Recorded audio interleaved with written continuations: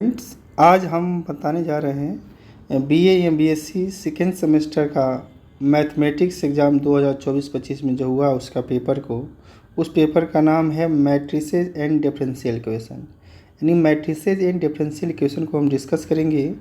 जो दीनदयाल उपाध्याय गुरुकुल यूनिवर्सिटी में जो पेपर हुआ था 2024-25 में बीएससी सेकेंड सेमेस्टर या बीए सेकेंड सेमेस्टर मैथ का, उसको हम डिस्कस करने वाले हैं, मैट्रिसेस एंड डिफरेंशियल इक्वेशंस।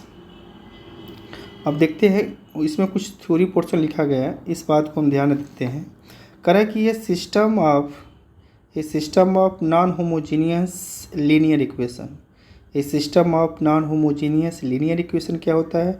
अगर A X equal to B के फार्म में लिखा गया हो, क्या लिखा गया है? A X equal to B के फार्म में लिखा गया हो, तो यानी A X equal to B के फार्म में लिखा गया हो, तो ये जो इक्वेशन होगा ये कहलाता है नॉन होमोजीनियस लीनियर इक्वेशंस कहलाता है। इसमें क्या करते हैं हम, ए मैट्रिक्स को और डॉटेड बी को एक साथ लेकर एक आगमेंटेड मैट्रिक्स बनाते हैं। इस मैट्रिक्स को हमने मान लेते हैं सी मान लेते हैं, तो इसको आगमेंटेड मैट्रिक्स कहते हैं। तो इसका रैंक पता करेंगे और जो मैट्रिक्स ए है उसका रैंक हम पता करेंगे। उसके बाद आगे हम डिस्कस करते हैं इसके बारे में। तो पॉइंट ये है कि the system of non homogeneous linear equation क्या होगा? A X equal to B के फार्म होगा। तो find rank of A find करेंगे। क्या करेंगे हम? रैंक ऑफ ए फाइंड करेंगे and rank of augmented matrix A B, या rank of augmented matrix C. जो सी अभी बता रहे थे हमने, क्या होता है ए और बी के एक साथ जब रखते हैं मैट्रिक्स के फार्म में, उसका जो रिंग निकालते हैं, तो ये जो मैट्रिक्स ए और बी को जो एक साथ फार्म में रखेंगे यह आगमेंटेड मैट्रिक्स कहलाएगा। इसका रिंग निकालेंगे और मैट्रिक्स ऑफ ए का रिंग निकालेंगे। किस फार्म में निकालेंगे? एसिलॉन फार्म में चेंज करके दोनों का हम रिंग निकालेंगे। रिंग निकालने के बाद अगर रिंग ऑफ सी जो आगमेंटेड मैट्रिक्स था और रिंग ऑफ ए दोनों बराबर हो जाए, तो then the system of equation is a consistent होगा। तो सिस्टम ऑफ इक्वेशन क्या होगा? कॉन्सिस्टेंट होगा and there exist a solution, और इस केस में सोल्यूशन एग्जिस्ट करेगा। अगर rank of C that is a rank of augmented matrix not equal to हो जाएगा रैंक ऑफ ए का, तो then the system of equation is a inconsistent होगा। तो सिस्टम ऑफ इक्वेशन क्या होगा? इनकॉन्सिस्टेंट होगा and if has no solution, इस केस में कोई सोल्यूशन नहीं मिलेगा। अगर मानते हैं कि जब हमारा मैट्रिक्स क्या होता है, rank of augmented matrix rank of A same होता है, तो उस केस में सोल्यूशन मिलेगा। तो सोल्यूशन दो टाइप्स के मिलेंगे। अगर रैंक ऑफ सी बराबर रैंक ऑफ ए है तो सोल्यूशन मिलेगा, और ये दोनों किसके बराबर हो जाए? नंबर्स ऑफ अननोन्स के बराबर हो जाए, तो then there exist a unique solution मिलेगा। तो इस केस में क्या मिलेगा? एक यूनिक सोल्यूशन मिलेगा, यानी वन सोल्यूशन मिलेगा। अगर rank of A equal to क्या हो जाए? Rank of augmented matrix C बराबर रैंक ऑफ ए, और किसके बराबर हो जाए? नंबर्स ऑफ अननोन से लेस देन हो जाए। जब नंबर ऑफ अननोन से लेस देन हो जाए तो then there exist an infinite solution. इस केस में क्या मिलेगा? इनफाइनाइट नंबर ऑफ सोल्यूशन मिलेगा, यानी मोर देन वन सोल्यूशन मिलेगा। यानी कहने का मतलब ये है कि जब रैंक ऑफ ए इक्वल हो जाता है हमारे किसके बराबर? रैंक ऑफ ए और आगमेंटेड मैट्रिक्स दोनों बराबर हो जाएंगे किसके? नंबर ऑफ अननोन्स के। तो इस केस में हमारा वन सोल्यूशन मिलेगा, उसी को हम यूनिक सोल्यूशन कहेंगे। अगर rank of C rank of A के बराबर हो लेकिन नंबर्स ऑफ अननोन से क्या हो? लेस देन हो, तो then there exist infinite solution, यानी मोर देन वन सोल्यूशन मिलेंगे। अब इसमें रिमार्क पॉइंट दिया गया है एक, करें कि इन case of infinite solutions be assign arbitrary solution की तरह कैसे निकालते हैं हम? नंबर्स ऑफ अननोन्स में क्या करेंगे? माइनस करेंगे रैंक ऑफ आगमेंटेड मैट्रिक्स। जो सी बनाए थे आगमेंटेड मैट्रिक्स, तो रैंक ऑफ सी क्या करेंगे? सब्ट्रैक्ट करेंगे। आगे चलते देखते हैं क्वेश्चन ने किस चीज़ में पॉइंट दिया गया है। करें कि जब system of homogeneous linear equation होगा वो किस फॉर्म में होगा? ए एक्स क्या हो जाएगा? A X equal to null matrix के फॉर्म में हो जाएगा। करें कि ऑलवेज कॉन्सिस्टेंट होगा, ये जो होगा होमोजीनियस ये ऑलवेज कॉन्सिस्टेंट होगा because there exist a trivial solution. इसका क्या होगा? ऑलवेज एक ट्रिवियल सोल्यूशन मिलेगा, उसी को नल सोल्यूशन कहेंगे। मतलब ऑलवेज को सेटिस्फाई करने वाला सोल्यूशन मिलेगा, उस सोल्यूशन को ट्रिवियल सोल्यूशन या नल सोल्यूशन कहेंगे। जो सोल्यूशन होगा वो क्या होगा, x1 x2 सारे क्या होंगे, xn सब जीरो वैल्यू होंगे जो इस इक्वेशन को सेटिस्फाई करेंगे। आगे इसमें क्या कर रहा है, पॉइंट 2 मिलेंगे। पॉइंट ए कह रहा है कि अगर फाइंड रैंक ऑफ, हम क्या करते हैं, रैंक ऑफ ए फाइंड करते हैं यूजिंग एसिलॉन फॉर्म से। अगर रैंक ऑफ ए निकालते हैं और नंबर्स ऑफ अननोन्स के इक्वल हो जाता है तो so there exist unique solution या ट्रिवियल सोल्यूशन, और x1 x2 dot dot xn क्या होंगे, सब जीरो होंगे। यानी रैंक ऑफ ए निकालें और नंबर्स और नोन्स निकालें, दोनों क्या हो जाए, बराबर हो जाए। यानी रैंक ऑफ ए किसके बराबर हो जाए, नंबर्स ऑफ अननोन्स के। तो इस केस में जो सोल्यूशन मिलेगा वो क्या होगा, यूनिक सोल्यूशन या ट्रिवियल सोल्यूशन। यूनिक सोल्यूशन को ही ट्रिवियल सोल्यूशन कहते हैं। ये जो ट्रिवियल सोल्यूशन क्या होगा, x1 x2 सारे क्या होंगे, xn सब जीरो के बराबर होंगे। और दूसरा केस बनेगा कि अगर रैंक ऑफ ए निकालें और नंबर्स ऑफ अननोन से क्या हो गया, लेस देन हो गया, तो so there exist infinite number of solution मिलेंगे और क्या होंगे, नॉन ट्रिवियल सोल्यूशन कहलाएंगे। क्या कहलाएंगे, नॉन ट्रिवियल सोल्यूशन कहलाएंगे। करे रिमार्क में in case of infinite solution B S I, arbitrary solution किसके बराबर होंगे, numbers of unknowns minus rank of A निकालेंगे तो जो होमोजीनियस फॉर्म में होगा तो इस केस में उसके सोल्यूशन मिलेंगे। आगे बढ़ते हैं, क्वेश्चन देखते हैं। देखो क्वेश्चन नंबर फर्स्ट देख रहे हैं। क्वेश्चन नंबर फर्स्ट ये समझने की कोशिश कर रहे हैं कि कह रहा है कि find the rank of matrix A. Rank निकालना नहीं, कह रहा है कि find the rank of a matrix ए। एक मैट्रिक्स दिया गया है, देखो मैट्रिक्स क्या है, यह हमारा 4 रो है और क्या 4 कॉलम, 4x4 का मैट्रिक्स है, ठीक है। अब इसका रैंक बताना है। रैंक बताने के लिए देखते हैं इसमें सेम नंबर है, सारे नंबर क्या सेम नंबर है, क्या है 2025 दिया गया है सारे नंबर में। तो अब यहाँ ध्यान देना है, अगर इसको हम R1 रो मानते हैं, इसको R2, इसको R3, R4 मानते हैं, तो R1 को R2, R3, R4 में सब्ट्रैक्ट कराएंगे तो सब जीरो हो जाएगा, तो एक हमारा नॉन जीरो रो बच जाएगा। तो जानते हैं कि रैंक ऑफ ए निकालते हैं तो क्या होता है, numbers of non zero row in the echelon form. Echelon form change करने के बाद उस मैट्रिक्स का हम नॉन जीरो रो देखते हैं और जितने नॉन जीरो रो होते हैं वही उस मैट्रिक्स का रैंक हो जाता है। तो इसमें नॉन जीरो रो कितने हैं, सिर्फ 1 है, तो नॉन जीरो रो 1 है तो इसलिए इस मैट्रिक्स का रैंक कितना हो जाएगा, 1 हो जाएगा।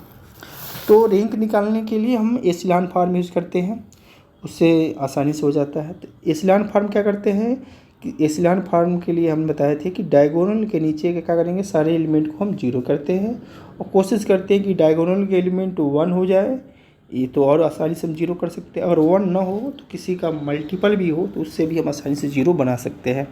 मेरा टारगेट यही रहता है कि डायगोनल के नीचे के जितने भी एलिमेंट है सबको जीरो बनाना। जब जीरो बना देंगे तो वही एसिलॉन फॉर्म में हो जाएगा। और उसके बाद हम देख लेते हैं कि कितने नॉन जीरो रो है, जितने नॉन जीरो रो होंगे वही उस मैट्रिक्स का रैंक हो जाएगा। तो इस मैट्रिक्स का रैंक क्या हो जाएगा, 1 होगा। तो इससे यह भी कर सकते हैं कि कोई भी स्क्वायर मैट्रिक्स होगा जिसके सारे एलिमेंट सेम होंगे तो उसका रैंक कितना होगा, 1 होगा। तो इस कॉन्सेप्ट का भी आप यूज कर सकते हैं किसी क्वेश्चंस में। अब इसमें ध्यान देना है कि कह रहा है कि द मैट्रिक्स, एक क्वेश्चन दिया गया इसको समझते हैं। कह रहे कि the characteristics equations of the matrix ए। अब कोई मैट्रिक्स ए दिया गया है जिसका कैरेक्टरिस्टिक्स इक्वेशन निकालना है। अब कैरेक्टरिस्टिक्स इक्वेशंस क्या होता है, सबसे पहले फार्मूले को देखेंगे हम। अब यहाँ देखो लिखा गया है द कैरेक्टरिस्टिक्स इक्वेशंस ऑफ किसी मैट्रिक्स का, ए माइनस लेमडा आई का डिटर्मिनेंट इक्वल टू 0 निकालते, ये फार्मूला होता है। द कैरेक्टरिस्टिक्स इक्वेशन इज कितना होता है, ए माइनस लेमडा आई का determinant equal to 0, A minus lambda I का डिटर्मिनेंट इक्वल टू 0। इसका मतलब ये हुआ कि इस मैट्रिक्स का, ठीक है, इस मैट्रिक्स के डायगोनल में लेमडा को सब्ट्रैक्ट किए। तो इस मैट्रिक्स को डायगोनल में क्या किया हमने, लेमडा को देखो इसमें सब्ट्रैक्ट किए, इसमें सब्ट्रैक्ट किए, इसको सब्ट्रैक्ट किए, तो यह डिटर्मिनेंट बना। इस डिटर्मिनेंट को हम सॉल्व करते हैं। जब सॉल्व करेंगे, ध्यान देना है, जब सॉल्व करेंगे इसकी वैल्यू तो क्या हो जाएगा, देखो जब सॉल्व किया गया है, 1 मिनट, जब इसको हम सॉल्व करेंगे, देखो एक्सपेंड कर देंगे तो फर्स्ट को हम लेंगे तो ये रो ये कॉलम को डिलीट करेंगे तो यह मल्टीप्लाई हो जाएगा। फिर से हम जीरो वाला लेंगे तो ये जीरो हो जाएगा। ये आप सॉल्व कर सकते हैं आसानी से। जब सॉल्व करेंगे तो फाइनली रिजल्ट क्या आएगा हमारा, यह आएगा लेमडा में ये इक्वेशन आएगा। जो लेमडा में जो इक्वेशन आएगा उसी इक्वेशन को क्या कहेंगे हम, characteristics equation of the matrix कहेंगे। तो ये हमारा characteristics equation of the matrix कहलाएगा। ठीक है, तो आप क्या करेंगे, यह फार्मूला याद रख लेंगे, ए माइनस लेमडा आई का डिटर्मिनेंट इक्वल टू 0। अब इसी का मतलब ये हुआ कि मैट्रिक्स ए के डायगोनल में लेमडा को सब्ट्रैक्ट करेंगे। सब्ट्रैक्ट करने के बाद एक डिटर्मिनेंट बनेगा, उस डिटर्मिनेंट को एक्सपेंड कर देंगे। डिटर्मिनेंट को क्या करेंगे हम, एक्सपेंड कर देंगे। उससे क्या होगा, हमारा मैट्रिक्स यानी कैरेक्टरिस्टिक्स इक्वेशन निकल कर आ जाएगा। थर्ड क्वेश्चन देखते हैं। थर्ड क्वेश्चन में आगे बढ़ते हैं। थर्ड क्वेश्चन ये कर रहा है, करे कि if the eigenvalues of the matrix J, कोई मैट्रिक्स जे है, इस मैट्रिक्स का हम आइगन वैल्यू निकालें और करा कि 115 है। इस मैट्रिक्स का आइगन वैल्यू क्या है, 115 है और जे जो है ये एक डायगोनलाइजेबल मैट्रिक्स है। तो then the diagonal of D कितना होगा। अब ध्यान देना है कि तो जे एक डायगोनलाइजेबल मैट्रिक्स है, तो हम जानते हैं कि डायगोनलाइजेबल मैट्रिक्स कोई ए मान लेते हैं। ए क्या है, जे की जगह माना गया है। तो पी इनवर्स ए पी क्या होता है, डी के बराबर होता है। ये फार्मूला काम करता है जहाँ D is a diagonal matrix होता है। तो डी डायगोनल मैट्रिक्स है तो डायगोनल क्या होंगे, लेमडा के सारे वैल्यू हो जाएंगे जो आइगन वैल्यूज होते हैं। तो आइगन वैल्यूज क्या दिया गया है, 115 दिया गया, 115 दिया गया। तो 115 रख देंगे, इसका मतलब पहला हमारा क्या हो जाएगा, सही हो जाएगा। नेक्स्ट क्वेश्चन देखते हैं, इसमें क्या है समझने का।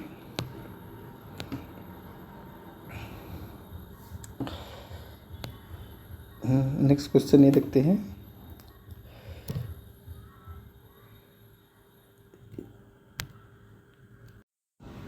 नेक्स्ट क्वेश्चन देखते हैं। फोर क्वेश्चन देखते हैं। फोर क्वेश्चन समझने की कोशिश करते हैं। इसमें कह रहा है कि कोई मैट्रिक्स ए दिया गया है, कोई मैट्रिक्स ए है, इसके अंदर एलिमेंट क्या है, 1 5 है। देखो 1 5 2 7 है, 2x2 का मैट्रिक्स है। इसका ए इनवर्स निकालना है। तो सबसे पहले हम ए इनवर्स निकालने के लिए हम निकालेंगे डिटर्मिनेंट ऑफ ए निकाल देते हैं। देखो डिटर्मिनेंट ऑफ ए निकालते हैं तो इसके डायगोनल एलिमेंट को क्या कर दिया, मल्टीप्लाई कर दिया गया है। तो 1 × 7 और क्रॉस 5 × 2। जब इसको करेंगे तो 1 × 7 7, 2 × 5 क्या हो जाएगा 10 और -10 + 7 कितना हो जाएगा, -3 हो जाएगा। तो ए का डिटर्मिनेंट कितना आ गया, -3 आ गया। अब हमको निकालना है क्या, ए इनवर्स निकालना है। तो जानते हैं कि ए इनवर्स का फार्मूला क्या होता है, adjoint of A divided by determinant of A होता है। अब एडजॉइंट ऑफ ए निकालेंगे। एडजॉइंट ऑफ ए क्या करते हैं, हर नंबर का निकालते हैं। तो इसका एक एडजॉइंट निकालने का तरीका ये है कि 2/2 का, तो डायगोनल के एलिमेंट को जो होता है रिवर्स कर देते हैं। जैसे 1 7 है तो 7 2 कर देंगे और जो इस डायगोनल का एलिमेंट है उसको नेगेटिव कर देते हैं। ठीक है, ये डायगोनल आप जब से निकालते हैं सबका कोफैक्टर निकाल कर ट्रांसपोज नहीं ले लेंगे तभी आपका हो जाएगा। तो यह तरीका आसान होगा, तो ऐसा निकाल सकते हैं। तो एडजॉइंट निकाल लेंगे। तो निकालने के बाद क्या करेंगे हम, adjoint of A divided by determinant of A करेंगे। तो मैट्रिक्स में क्या करेंगे, -3 से मल्टीप्लाई कर लेंगे, -3 से। इसका मतलब हुआ कि मैट्रिक्स में किसी भी नंबर से मल्टीप्लाई करने का मतलब हर एलिमेंट में मल्टीप्लाई कर देंगे। तो हर एलिमेंट में मल्टीप्लाई कर दिए। मल्टीप्लाई करने के बाद देखिए क्या आ रहा है हमको, तो इसमें से कौन सा ऑप्शन दिख रहा है, ऑप्शन हमारा फर्स्ट दिख रहा है। ठीक है, तो ए इनवर्स ऐसे निकाल लेंगे। अब नेक्स्ट क्वेश्चन कर रहा है, नेक्स्ट क्वेश्चन यह है कि कह रहा है कि ये मैट्रिक्स ए दिया गया है, a + i alpha -b + i del B नहीं बीटा है, अल्फ़ा + i गामा और -बीटा + i डेल और beta + i del alpha -i gamma दिया गया। कह रहा है कि जो मैट्रिक्स ए है ये यूनिटरी मैट्रिक्स है। जब यूनिटरी मैट्रिक्स है तो इसका कंडीशन क्या होता है कि ए और ए का कॉन्जुगेट ट्रांसपोज मतलब ए के पावर थीटा, इसको कहते हैं कि ए का कॉन्जुगेट ट्रांसपोज। लेफ्ट में करें या राइट में करें तो ए के पावर थीटा और ए इक्वल टू क्या होता है, आइडेंटिटी मैट्रिक्स होता है। तो अब जब कोई यूनिटरी मैट्रिक्स रहता है तो इस कंडीशन को होल्ड करता है, तो मान लीजिए होल्ड कर रहा है। अब यह ध्यान देना है हमको कि जब इसका हम सॉल्व करेंगे तो क्या हो जाएगा यह, अब जो ए के पावर थीटा है इसको लिख सकते हैं क्या, ए के कॉन्जुगेट का ट्रांसपोज होता है। तो जब ए इंटू ए के कॉन्जुगेट का ट्रांसपोज क्या होगा, आई के बराबर होगा। तो जब इसको सॉल्व करेंगे, ध्यान देना है जो मैट्रिक्स ए दिया गया है ये तो हमको रहेगा ही। अब जब हम ए निकालेंगे और ए के कॉन्जुगेट का ट्रांसपोज निकालेंगे, जब सॉल्व करेंगे तो आइडेंटिटी मैट्रिक्स आएगा। कंपेयर करेंगे उसे, तो क्योंकि हमारा मैट्रिक्स ये दिया है एक कॉन्जुगेट निकालेंगे और इसका ट्रांसपोज कर देंगे, तो जो मैट्रिक्स आएगा तो फाइनली क्या आएगा, कंपेयर करने के बाद यह कंडीशन सम को होल्ड करेगा। कंडीशन कौन होल्ड करेगा, ये बी वाला पोर्शन होल्ड करेगा। तो हम ऐसा सॉल्व करके लिख सकते हैं। तो सबसे पहले कोई भी यूनिटरी मैट्रिक्स दिया हो तो हम ए इंटू ए के power conjugate transpose A theta equal to identity निकालेंगे। तो ए दिया हुआ है तो ए थीटा बराबर ए के कॉन्जुगेट का ट्रांसपोज इक्वल टू आई निकालेंगे। तो एक कॉम्प्लेक्स मैट्रिक्स है, इसका कॉन्जुगेट निकालेंगे और उसके ट्रांसपोज करेंगे, दोनों को प्रोडक्ट करेंगे और आइडेंटिटी मैट्रिक्स से कंपेयर करेंगे। मतलब ये मैट्रिक्स आइडेंटिटी मैट्रिक्स तब बनेगा जब इस कंडीशन को होल्ड कर जाएगा। ठीक है, 6 देखते हैं। 6 क्वेश्चन क्या है,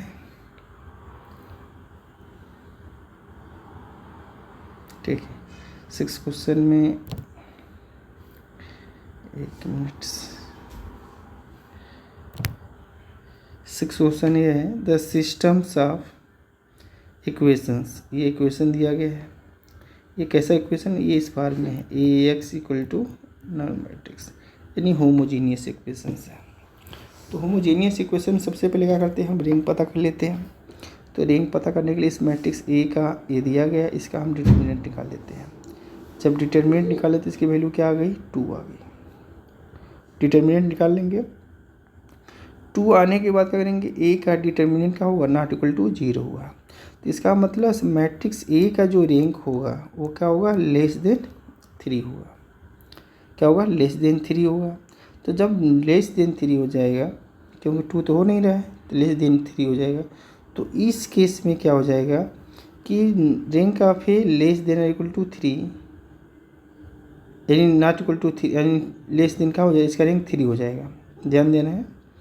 तो कह रहा है कि rank of A equal to 3 less than 3 हो जाएगा,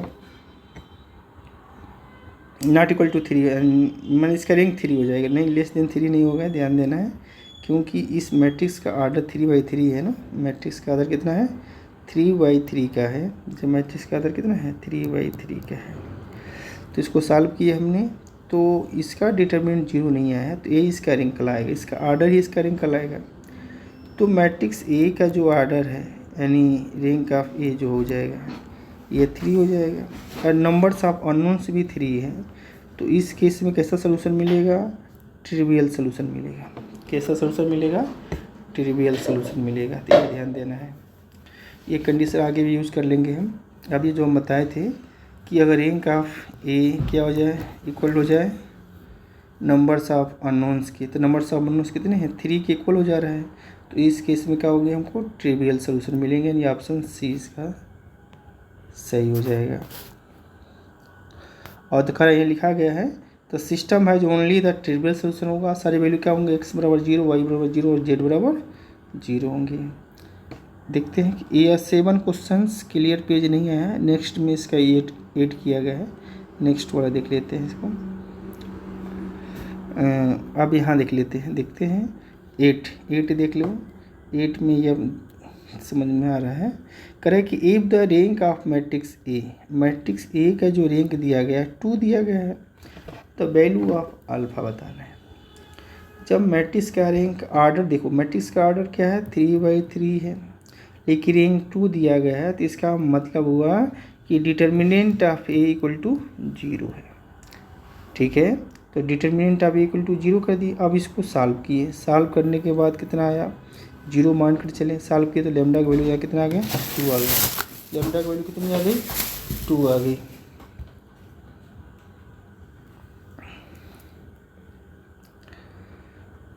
अब 9 देखते हैं। 9 में क्वेश्चन नंबर 9 क्वेश्चन नंबर 9 कर रहा है कि मैट्रिक्स ए दिया गया है, ये मैट्रिक्स ए है, करे कि then which of the following is correct, कौन सा इसमें करेक्ट है। करेक्ट होने का मतलब ये दिया गया है एक हमारा मैट्रिक्स पॉलिनोमियल के फॉर्म में। तो सबसे पहले इस मैट्रिक्स ए का क्या करेंगे हम, A minus lambda I determinant equal to 0, तो कैरेक्टरिस्टिक्स इक्वेशन निकालेंगे। तो जो कैरेक्टरिस्टिक्स इक्वेशन आएगा लेमडा में, तो लेमडा की जगह क्या करेंगे हम, तो ए माइनस लेमडा इक्वल टू 0 निकालेंगे। तो ये हमने निकाला ए माइनस लेमडा इक्वल टू 0। निकालने के बाद क्या किया हमने, डायगोनल में लेमडा को सब्ट्रैक्ट किया, इसको सॉल्व किया। सॉल्व करने के बाद क्या किया हमने, देखो यहाँ सॉल्व किया गया है, तो ये हमने ये एलिमेंट ले लेते हैं। अब डिटरमिनेंट को सॉल्व करना भी आना चाहिए। कैसे एक्सपेंड करते हैं, जिस रो या कॉलम में मैक्सिमम 0 उसी करस्पॉन्डिंग एक्सपेंड कर देते हैं। तो हमने क्या किया, हमने इसको एक्सपेंड कर दिया है, इसके करस्पॉन्डिंग इसमें 0 ज़्यादा है, तो ये हमने ले लिया, 1 - 1 कम है, तो ये रो ये कॉलम डिलीट हो जाएगा, तो बच जाएगा ये टर्म बच जाएगा। फिर इसे क्रॉस मल्टीप्लाई कर दिए और इसको एक्सपेंड कर दिए, सिंप्लीफाई कर फिर मल्टीप्लाई किए। माइनस ये था, माइनस को मल्टीप्लाई किए, माइनस मल्टीप्लाई करने के बाद फाइनली हमको क्या आ जाएगा, देखो लेमडा का क्यूब +5 लेमडा का स्क्वायर माइनस 7 लेमडा +3, तो माइनस को अंदर मल्टीप्लाई कर देते हैं, तो क्या हो जाएगा, लेमडा का क्यूब हो जाएगा। जब लेमडा का क्यूब हो जाएगा तो यहाँ क्या हो जाएगा, ए का क्यूब हो जाएगा, यह माइनस हो जाएगा क्योंकि माइनस मल्टीप्लाई कर दिया गया है। इक्वल टू 0 तो हम लिखे हुए हैं, तो यहाँ पर भी इक्वल टू 0 ही रहेगा। क्या रहेगा, इक्वल टू 0 रहेगा, तो ये ध्यान देना है। तो इक्वल टू ये 0 है, ठीक है। तो एक्सपेंड किए थे, इसको हमने एक्सपेंड करने के बाद फिर से ये आए, माइनस मल्टीप्लाई किए। अब जहाँ लेमडा था वहाँ ए को रिप्लेस कर देंगे। जब ए को रिप्लेस कर देंगे तो हमारा कौन सा सही हो जाएगा, ए वाला सही हो जाएगा, ए वाला मैट्रिक्स सही हो जाएगा। अब देख कुछ पॉइंट यहाँ लिखे हैं, कह रहा है कि यह क्वेश्चन भी अच्छा है, समझने वाला है। देखो कह रहा है कि how many elementary operations are possible on matrices. कह रहा है कि how many elementary operation are possible on matrices. तो elementary operations on a matrix consist of 3 types of row operations and 3 types of row operations and 3 types of column operations. In 3 types of row operations, 3 types of column operations. Interchanging the row, 2 row or 2 column. पहला क्या है, interchanging 2 रो या columns. दूसरा method है multiply a row और columns by a non zero scalars. Third क्या है, adding a multiple of 1 row और कॉलम ऑफ अनदर रो और मैट्रिक्सेस। यानी कहने का मतलब ये हुआ कि हम जो एलिमेंट्री ऑपरेशन करते हैं तो 3 टाइप्स में रोज में कर सकते हैं और 3 टाइप से कॉलम में कर सकते हैं। तो ये लिख रहा है कि since there are 3 types for row operations और 3 types of column operations,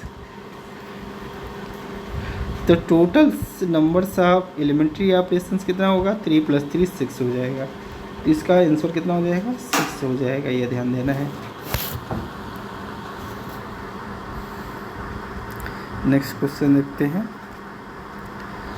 next में यह है कि the characteristics equations of a matrix. तो कोई मैट्रिक्स दिया गया है, इसका कैरेक्टरिस्टिक्स इक्वेशन निकालना है। कैरेक्टरिस्टिक्स इक्वेशन निकालने के लिए ए माइनस लेमडा आई का डिटर्मिनेंट क्या करते हैं, 0 करते हैं।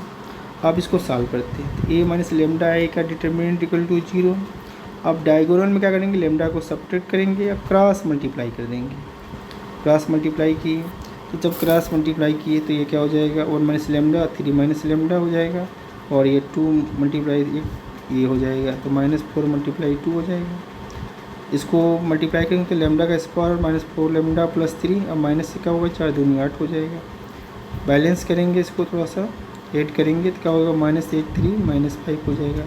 तो ये हमारे क्वेश्चन आ गया, लेमडा स्क्वायर -4 लेमडा -5, और यही हमारा क्या हो जाएगा, कैरेक्टरिस्टिक्स इक्वेशन हो जाएगा। ये ध्यान देना है, कैरेक्टरिस्टिक्स इक्वेशन निकालने के लिए a माइनस लेमडा आई का डिटर्मिनेंट इक्वल टू 0 यह सॉल्व करते हैं। इसका मतलब वो डायगोनल में लेमडा को सब्ट्रैक्ट करते हैं। आगे बढ़ते हैं क्वेश्चंस। 12 क्वेश्चंस क्या कर रहा है, 12 क्वेश्चंस कर रहा है कि the characteristics roots of a Hermitian matrix are all. करने का मतलब है कि ये हर्मिटियन अवयव के सभी अभिलाक्षणिक मूल्य होते हैं, यानी characteristics roots of a Hermitian matrix are all क्या होते हैं, रियल होते हैं। नेक्स्ट क्वेश्चन, नेक्स्ट कर रहा है कि अगर रैंक ऑफ ए और रैंक ऑफ ऑगमेंटेड मैट्रिक्स बराबर आर यानी एन के बराबर हो जा रहा है, दोनों रैंक ऑफ ए निकाले और रैंक ऑफ ऑगमेंटेड मैट्रिक्स निकाले, उसका रैंक आर है, वो एन के बराबर है। एन बता रहा है कि एन क्या है, नंबर ऑफ वेरिएबल्स है, तो देन दिस सिस्टम क्या होगा, तो सिस्टम जो होगा वो यूनिक सोल्यूशन रखेगा। सिस्टम कैसा रखेगा, यूनिक सोल्यूशन रखेगा। तो ये हमने पढ़ चुके थे कि अगर rank of A rank of augmented matrix बराबर नंबर्स ऑफ अननोन्स के बराबर होगा, तो इस केस में सिस्टम ऑफ इक्वेशन का होगा, यूनिक सोल्यूशन रखेगा। अगर रैंक ऑफ ए बराबर rank of augmented matrix less than हो जाए एन से, द सिस्टम हैज़ क्या करेगा, इनफाइनाइट मेनी सोल्यूशन रखेगा, इनफाइनाइटली मेनी सोल्यूशन रखेगा। अगर जो rank of A not equal to rank of augmented matrix, the system ये क्या होगा, इनकॉन्सिस्टेंट होगा, हैज नो सोल्यूशन, इस किस्म कोई भी सोल्यूशन नहीं रखेगा। ये बात ध्यान में रखना है। नेक्स्ट क्वेश्चन चलते हैं, 14 क्वेश्चन देखते हैं। 14 ये है कर है कि द कैरेक्टरिस्टिक्स रूट्स ऑफ ए। अब देखो ध्यान देना है, तो कैरेक्टरिस्टिक्स रूट्स ऑफ ए क्या करेंगे, हम कैरेक्टरिस्टिक्स इक्वेशन निकालेंगे, ए माइनस लेमडा आई का डिटर्मिनेंट इक्वल टू 0, इसको सॉल्व करेंगे। तो ए माइनस लेमडा आई का डिटर्मिनेंट इक्वल टू 0, लेमडा को डायगोनल में सब्ट्रैक्ट किए, अब इसको सिंप्लीफाई किए, क्या किए, क्रॉस मल्टीप्लाई किए, तो ये टर्म आएगा।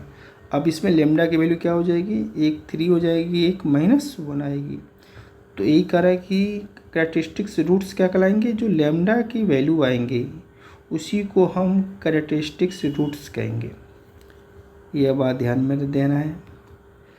15 देखते हैं, कह रहा है कि इफ़ ए कोई मैट्रिक्स ए दिया गया है, कह रहा है कि देन दी कैरेक्टरिस्टिक्स रूट्स, इस मैट्रिक्स का कैरेक्टरिस्टिक्स क्या होगा, रूट्स क्या होंगे। तो ए माइनस लेमडा आई का डिटर्मिनेंट इक्वल टू 0, तो डायगोनल में लेमडा को सब्ट्रैक्ट किए और सिंप्लीफाई किए, तो फाइनली क्या आएगा हमको, यह मल्टीप्लाई किए, सिंप्लीफाई किए, फैक्टर किए, तो लेमडा की वैल्यू आया 1 और 4। तो जो 1 और 4 क्या कहलाएगा, इसका कैरेक्टरिस्टिक्स रूट्स कहलाएंगे। 16 देखते हैं, करें कि find the rank of a matrix, matrix ये दिया गया है, इसका रैंक निकालना है। तो सबसे पहले क्या करेंगे, इस मैट्रिक्स को यानी एसिलान फॉर्म में चेंज करेंगे। एसिलान फॉर्म क्या होता है, डायगोनल के नीचे 0 बनाते हैं। देखो डायगोनल के नीचे हमने क्या किया, 0 बना दिया। किससे 0 बनाया, एलिमेंट्री रो ऑपरेशन से, एलिमेंट्री रो ऑपरेशन से हमने क्या बना दिया, 0 बना दिया। 0 बनाने के बाद हमने क्या किया, इसमें देखा कितने नॉन जीरो रो, 1 2 नॉन जीरो रो हो गए। तो रैंक ऑफ ए क्या हो गया, नंबर ऑफ नॉन जीरो रो, जितने भी नंबर ऑफ नॉन जीरो रो होंगे वही रैंक ऑफ दी मैट्रिक्स कहलाएगा। तो इसका रैंक कितना हो जाएगा, 2 हो जाएगा। इस बात को ध्यान में देना है। नेक्स्ट चलते हैं, नेक्स्ट क्वेश्चन देखते हैं। नेक्स्ट क्वेश्चन ये है कि द मैट्रिक्स ए दिया गया है, इसमें कम्प्लेक्स नंबर है। तो इस पता करना है कि ये जो मैट्रिक्स है इसके डायगोनल के एलिमेंट क्या है, रियल है, अभी पढ़े थे जस्ट इसके ऊपर। तो यह मैट्रिक्स कैसा होगा, हार्मिशियन मैट्रिक्स हो जाएगा।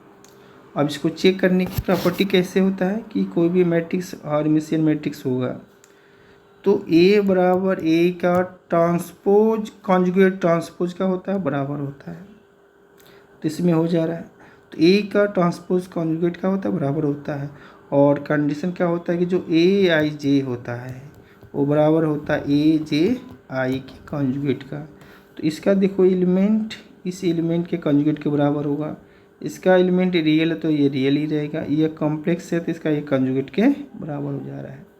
तो इसका मतलब इस क्वेश्चन में जो मैट्रिक्स दिया गया वो मैट्रिक्स कैसा है, हर्मिटियन मैट्रिक्स है। कैसा मैट्रिक्स है, हर्मिटियन मैट्रिक्स है।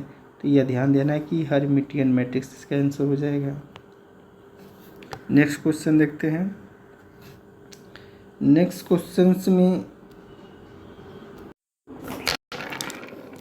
क्वेश्चन देखते हैं 18 देखते हैं। तो 18 में कह रहा है कि अगर ए जो मैट्रिक्स दिया गया है, 18 क्वेश्चन से कह रहा है कि मैट्रिक्स जो ए दिया गया है क्या है, 2/2 का मैट्रिक्स है।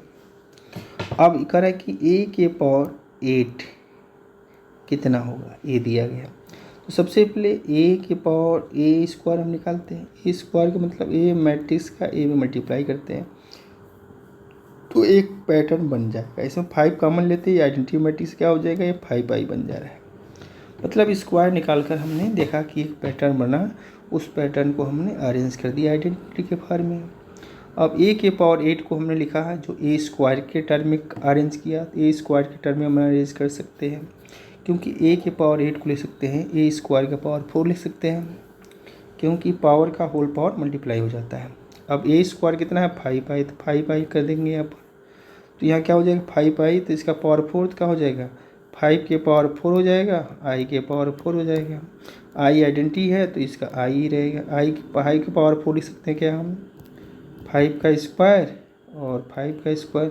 5 का स्क्वायर कितना होगा 25, 25 मल्टीप्लाई कर देंगे तो इसका मल्टीप्लाई करेंगे तो कितना हो जाएगा ये 625i हो जाएगा। ठीक है, कितना हो जाएगा 625i, ऐसा निकाल सकते हैं। नेक्स्ट क्वेश्चन देखते हैं। करें कि ये सिस्टम ऑफ इक्वेशन, देखो 2 इक्वेशन दिया गया है जो 10th में पढ़ते थे हमने, x + 2y = 4 और 3x + 2y = 2 दिया गया है। अब इसमें हम कंपेयर करके देख रहे हैं कि a1/a2 नॉट इक्वल टू, यानी a1/a2 नॉट इक्वल टू क्या हो रहा है, b1/b2 हो रहा है। जब a1/a2 not equal to b1/b2 कैसे, जैसे x का कोफिशिएंट 1 है, नीचे में क्या है 3 है, और यहाँ क्या है 1 है, नीचे भी 1 है, तो क्या हुआ 1/3 नॉट इक्वल टू 1 के बराबर होगा। तो ये वाला कंडीशन बन रहा है। अब करें कि the 2 lines intersect of at exactly 1 point. इस केस में दोनों लाइन क्या करते हैं, इंटरसेक्ट करते हैं किसी एक पॉइंट पे। करने का मतलब इसको सॉल्व करेंगे तो x की वैल्यू y की वैल्यू हमको मिल जाएगी। जब x की वैल्यू y की मिली तो क्या कोई एग्जैक्ट 1 पॉइंट मिलेगा। तो सोल्यूशन कैसा होगा, तो इस सोल्यूशन इस केस में क्या होगा, यूनिक सोल्यूशन हो जाएगा। कैसा सोल्यूशन होगा, यूनिक सोल्यूशन हो जाएगा क्योंकि इसको हम सॉल्व कर सकते हैं, x की वैल्यू 1 निकाल सकते हैं, y की वैल्यू x निकाल सकते हैं। नेक्स्ट क्वेश्चन देखते हैं। नेक्स्ट सेम इस चीज़ से मिलता जुलता है। अब देखो नेक्स्ट में क्या कर रहा है, सिस्टम ऑफ इक्वेशन 2 इक्वेशन दिया गया है। अब इसमें देख रहे हैं हमने कि a1/a2 equal to b1/b2 equal to c1/c2 हो जा रहा है। कैसे, क्योंकि जब इसको लाएंगे हम तो माइनस हो जाएगा, भी माइनस हो जाएगा, तो यह 4 3 12 1/3 1/3 1/3 सब आ जा रहे हैं। तो a1/a2 b1/b2 c1/c2 कंपेयर करेंगे तो ये आएगा 1/3। अब इसको करेंगे तो 2/6, वापिस इसको करेंगे तो कितना हो जाएगा 4/12, माइनस आएगा जब इधर करेंगे तो फिर कैंसिल होगा, प्लस ही हो जाएगा। तो फाइनली क्या आएगा 1/3, सबका सेम आई आ रहा है। तो कंडीशन हमारा यह फॉलो कर रहा है। यह कंडीशन कहता है कि द सिस्टम क्या करता है, द सिस्टम से रिप्रेजेंट द सेम लाइन्स, मतलब ये सेम लाइन्स को रिप्रेजेंट करता है। तो सेम लाइन में क्या होंगे, पॉइंट क्या होंगे हमारा, सेम लाइन होगा, मतलब ये लाइन है, ये फिर से इसी पर ये दूसरा लाइन है। तो इसमें लाइक करेगा कितना, इनफाइनाइट नंबर ऑफ सोल्यूशन मिलेंगे। इस केस में क्या होंगे, इनफाइनाइट सोल्यूशन मिलेंगे। क्या मिलेंगे, इनफाइनाइट सोल्यूशन मिलेंगे। नेक्स्ट देखते हैं 21 ही कह रहा है कि the characteristics value a, characteristics value a matrix are कितना होगा, तो इसकी वैल्यू निकालना है। तो क्या करेंगे हम, ए माइनस लेमडा आई का डिटर्मिनेंट इक्वल टू 0 निकालेंगे। तो ए माइनस लेमडा आई का डिटर्मिनेंट इक्वल टू 0, इसका मतलब वो डायगोनल में लेमडा को सबट्रैक्ट करते हैं, सॉल्व करेंगे तो डायगोनल क्रॉस मल्टीप्लाई किए, ये इक्वल टू 0 हो जाएगा। तो लेमडा का वैल्यू 3 और लेमडा की वैल्यू ये माइनस माइनस प्लस हो जाएगा, यानी लेमडा की वैल्यू कितना आ जाएगा, -1। तो फाइनली क्या आएगा, 3 - 1 लेमडा की वैल्यू हो जाएगी, वही हमारा कैरेक्टरिस्टिक्स वैल्यू कहलाएगी। नेक्स्ट चलते हैं,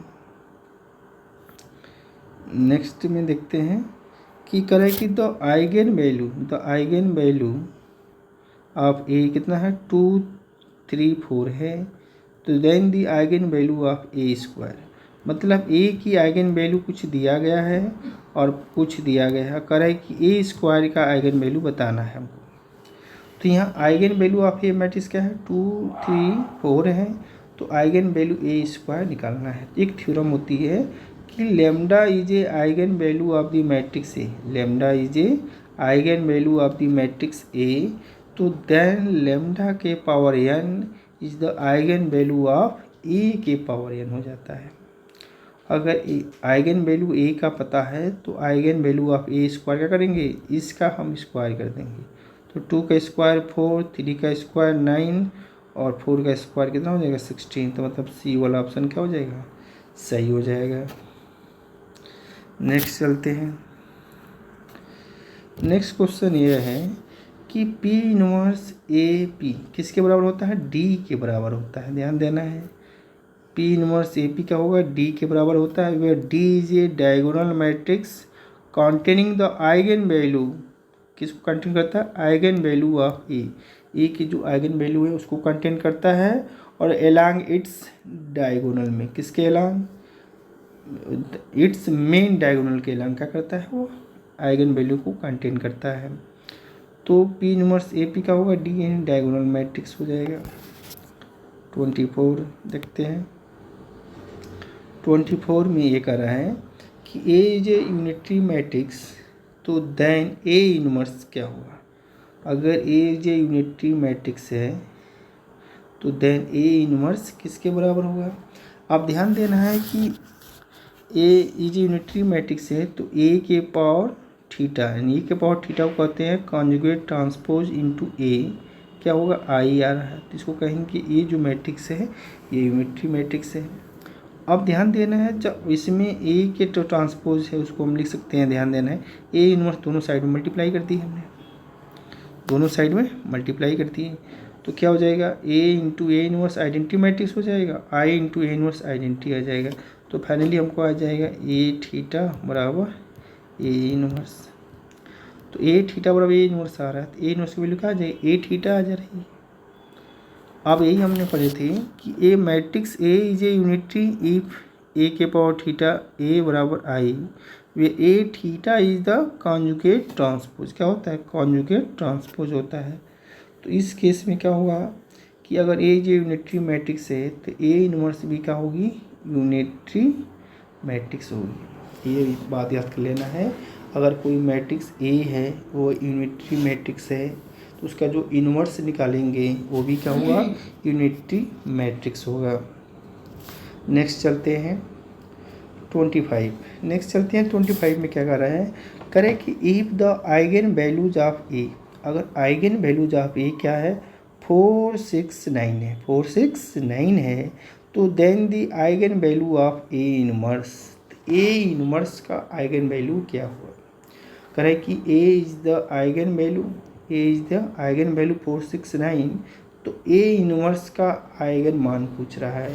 अगर ए का आइगन मान पता है तो ए इनवर्स का आइगन मान क्या होगा, इसी मान का रेसिप्रोकल, जैसे 4 है ए का मान क्या है, आइगन वैल्यू 4 है, तो ए इनवर्स हम कैसे निकालेंगे, ए इनवर्स निकालने के लिए हमने क्या करेंगे, ए इनवर्स निकालने के लिए इसका रेसिप्रोकल कर देंगे। तो 4 का क्या हो जाएगा, 1/4 हो जाएगा। एक मिनट, 1 का क्या हो जाएगा, 1/4 हो जाएगा, और 6 का 1/6 हो जाएगा, और 9 का 1/9 हो जाएगा। तो इसमें से ऑप्शन कौन सा मिल रहा है, बी वाला ऑप्शन मैच कर रहा है। इसमें से एक थ्योरम लिखा गया है कि अगर if lambda is a eigen value of a non singular matrix A, अगर लेमडा क्या है, नॉन आइगन वैल्यू है of a non singular matrix A का, तो 1/लेमडा इज द आइगन वैल्यू किसका होगा, ए इनवर्स का। अगर मैट्रिक्स ए का आइगन वैल्यू लेमडा है तो ए इनवर्स का आइगन वैल्यू 1/लेमडा होगा। इस बात को ध्यान देना है। नेक्स्ट चलते हैं क्वेश्चन। नेक्स्ट क्वेश्चन ये है डिफरेंशियल इक्वेशन से आ गया। अब इसमें ये कह रहा है कि फॉर ये डिफरेंशियल इक्वेशन इस बार में दिया है dy/dx -1/x y = -1/x²। तो इसका कह रहा है इंटीग्रेटिंग फैक्टर क्या होगा, क्या निकालना है, इंटीग्रेटिंग फैक्टर। तो हम जानते हैं कि the given differential equation of A first order linear differential equation in the form का होता है dy/dx + pxy = qx होता है। ये लीनियर फॉर्म होता है। इसी फॉर्म में क्वेश्चन दिया गया है। तो p यहाँ से कंपेयर कीजिए, p की वैल्यू क्या होगी, -1/x हो जाएगी। तो इंटीग्रेटिंग फैक्टर कैसे होता है, e के पावर इंटीग्रेशन p dx होता है। तो e के पावर इंटीग्रेशन p dx, तो p हमारा क्या है, -1/x, तो -1/x ले लेंगे। तो इंटीग्रेशन -1/x का इंटीग्रेशन क्या होगा, -log x हो जाएगा, माइनस ऊपर चला जाएगा, तो e के पावर log x इनवर्स हो जाएगा, और e के पावर log x इनवर्स है तो ये क्या हो जाएगा, x इनवर्स के बराबर हो जाएगा। इसमें x इनवर्स का मतलब हो जाएगा 1/x, तो 1/x ऑप्शन में दिया गया, फर्स्ट वाला सही हो जाएगा। नेक्स्ट क्वेश्चन देखते हैं इसके आगे। 27 कर है कि solution of A differential equation, क्या करना है हमको, solution of A differential equation निकालना है। क्या है, 1 + x² dy और 1 + y² dx दिया गया है। तो इसमें देखो x और अलग है, y अलग है, तो सेपरेबल द वेरिएबल्स फॉर्म है, इसको अप्लाई कर सकते हैं। तो dy की तरह y के फंक्शन को भेज दिए और dx की तरह x के फंक्शन को भेज दिए, सेपरेट कर दिए। तो dy के साइड में क्या आ गया, 1 + y² और dx के साइड में आ गया 1/1 + x²। अब इंटीग्रेट कर देंगे तो 1/1 + x² क्या होगा, tan इनवर्स y हो जाएगा, और 1/1 + x² क्या होगा, tan इनवर्स x हो जाएगा, प्लस एक कांस्टेंट c लिख देंगे। अब देखते हैं इधर जब लाएंगे तो ये हो जाएगा हमारा tan inverse y - tan inverse क्या हो जाएगा, c हो tan इनवर्स x हो जाएगा। तो इसमें से कौन सा ऑप्शन है, देखो यही वाला ऑप्शन सही है, और ये = c हो जाएगा। c की जगह का लिखा गया है tan इनवर्स c। अब ध्यान देना है कि जो c आर्बिट्रेरी कांस्टेंट होता है वहाँ पर हम कुछ भी अरेंज कर सकते हैं, कुछ भी लिख सकते हैं अपने इक्वेशन के हिसाब से। तो यहाँ के कुछ सारे tan इनवर्स में है, इसलिए हम आर्बिट्रेरी कांस्टेंट c की जगह tan इनवर्स c लिख सकते हैं। इसलिए ऑप्शन कौन सा सही हो जाएगा, डी वाला ऑप्शन सही हो जाएगा। नेक्स्ट चलते हैं। नेक्स्ट देखो 28। तो 28 में क्या कर रहा है कि the solution of A differential equation दिया गया है। तो सबसे पहले क्या करेंगे, हम जानते हैं कि अगर e के पावर a - b दिया गया हो तो लिख सकते हैं e के पावर a/e के पावर b ले सकते हैं, इस फार्म में लिख देंगे। तो वही काम हमने कहा कि इस फार्म में लिख दिया। अब इसको क्या करते हैं, सेपरेट करते हैं, x को dx की तरह, y को dy की तरह भेज दिए। भेजने के बाद क्या किया, इसको इंटीग्रेट करते, e के पावर 2x/2 हो जाएगा, प्लस e के पावर 2y/2, और कांस्टेंट को हमने लिख दिया c/2 लिख दिया। 2 सब में कैंसिल कर देते हैं, तो फाइनली क्या आ जाएगा हमारा, यह c वाला ऑप्शन मिल जाएगा। e के पावर 2x + e के पावर 2y = c मिल जाएगा।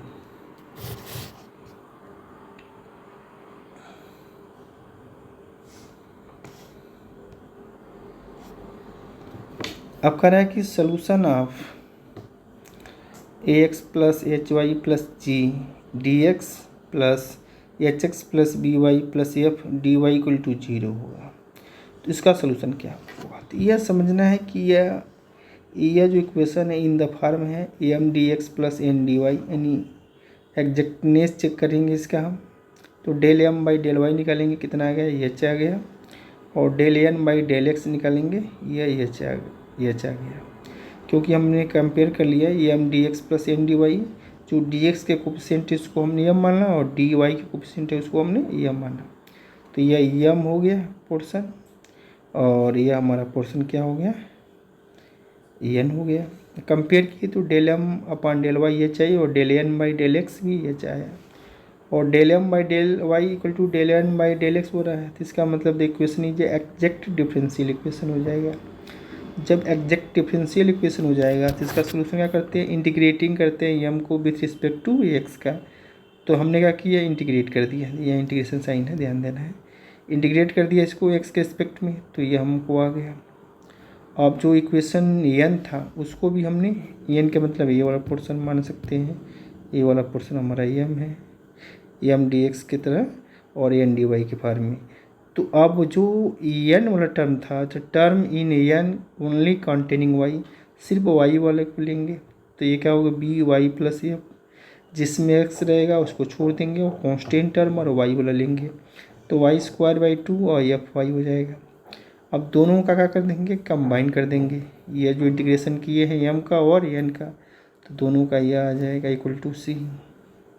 अब 2 से मल्टीप्लाई कर देंगे, तो मल्टीप्लाई करने के बाद फाइनली क्या आएगा, हमको ये वाला आंसर हमारा आ जा रहा है। ठीक है, तो इसके मतलब ऑप्शन कौन सा देखो, मल्टीप्लाई किया गया है। मल्टीप्लाई करने के बाद देखो ये ऑप्शन आ जा रहा है, मल्टीप्लाई बाई 2 कर दिए तो ये वाला ऑप्शन हमको मिल जा रहा है। नहीं, ऑप्शन हमारा क्या होगा, सी वाला सही हो जा रहा है। 30 वाला क्वेश्चन देखते हैं। 30 क्वेश्चन से करा है, find the for the differential equation. ये डिफरेंशियल इक्वेशन दिया गया है और इसका इंटीग्रेटिंग फैक्टर निकालना। तो इंटीग्रेटिंग फैक्टर निकालने के लिए सबसे पहले हम स्टैंडर्ड फार्म से कंपेयर करेंगे। ये स्टैंडर्ड फार्म है, यहाँ p की जगह क्या दिया गया है, 1 दिया गया। इंटीग्रेटिंग फैक्टर का फार्मूला क्या होता है, ई के power integration P D x, P की जगह 1 रखेंगे तो इंटीग्रेशन 1 डी एक्स क्या हो जाएगा, एक्स, यानी इसका करेंगे तो एक्स हो जाएगा। तो ई के पावर एक्स का ऑप्शन कौन सा हो जाएगा, सी सही हो जाएगा। 31 क्वेश्चन देखते हैं।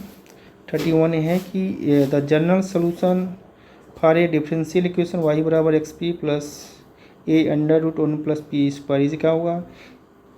ये जो इक्वेशन हमारा क्लेरेट फॉर्म में है, क्योंकि वाई बराबर X P plus function of P जो होता है ये क्लेरेट फॉर्म होता है। इसमें हम क्या करते हैं, पी की जगह सी को रिप्लेस कर देते हैं, पी की जगह सी को रिप्लेस कर देते हैं, वही क्या हो जाता है, मेरा सोल्यूशन हो जाता है। सोल्यूशन इसका कौन सा हो जाएगा, ये हो जाएगा, क्योंकि इक्वेशन हमारा क्लेरेट फॉर्म में है। नेक्स्ट आगे बढ़ते हैं।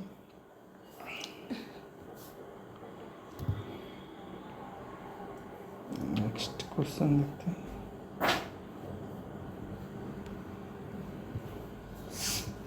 नेक्स्ट में देखते हैं कि solution of D Y by D X sine X और साइन वाई। अब इसमें क्या करते हैं, सॉल्व करना है। तो D Y by D X है, एक्स और वाई का फंक्शन है। तो हमने क्या किया, डी वाई की तरह साइन को उधर भेजेंगे तो क्या हो जाएगा, कोसेक्स वाई, और डी एक्स उसको भेज देंगे साइन एक्स डी एक्स हो जाएगा। जिसको इंटीग्रेट करेंगे, तो जब इंटीग्रेट कर देंगे तो कोसेक क्या होगा, log 10 वाई बाई 2 हो जाएगा, साइन एक्स का माइनस कास एक्स और प्लस सी हो जाएगा। तो ये वाला कौन सा हो जाएगा, log 10 एक्स बाई 2 और माइनस कास एक्स प्लस सी, ये वाला ऑप्शन हो जाएगा, क्योंकि सेपरेट कर दिया गया है, ध्यान देना है। साइन इधर जाएगा तो क्या हो जाएगा, ये हो जाएगा कोसेक वाई डी वाई और इक्वल टू, जब ये इधर जाएगा तो क्या हो जाएगा, साइन एक्स डी एक्स हो जाएगा। जब इसको इंटीग्रेट कर देंगे तो कोसेक क्या होगा, हो जाएगा log 10 वाई बाई 2 और साइन का माइनस cos x प्लस सी कॉन्स्टेंट आ जाएगा। तो ये वाला ऑप्शन कौन सा हो जाएगा, बी वाला ऑप्शन सही हो जाएगा। नेक्स्ट क्वेश्चन चलते हैं। नेक्स्ट क्वेश्चन ये है कि integrating factor of D Y by D x plus Y P x plus Q X is क्या होगा। ये स्टैंडर्ड फॉर्म में दिया गया है। इसका इंटीग्रेटिंग फैक्टर क्या होगा, इसका इंटीग्रेटिंग फैक्टर ई के power integration P D x होता है। कहाँ ऑप्शन में दिया गया है, फर्स्ट वाले ऑप्शन में ही दिया गया है। तो ये वाला सही हो जाएगा। नेक्स्ट क्वेश्चन देखते हैं। कह रहा है कि the differential equation D Y by D x plus Y P x plus Y N Q X. तो यहाँ धरना है कि D Y by D x plus P Y P x plus Y के पावर एन, यहाँ Y के power N Q X दिया गया है। तो इसके वजह से यह जो इक्वेशन है यह बर्नौलीज इक्वेशन कहलाएगा। क्या कहलाएगा? बर्नौलीज इक्वेशंस कहलाएगा। ऑप्शन भी सही था इसका।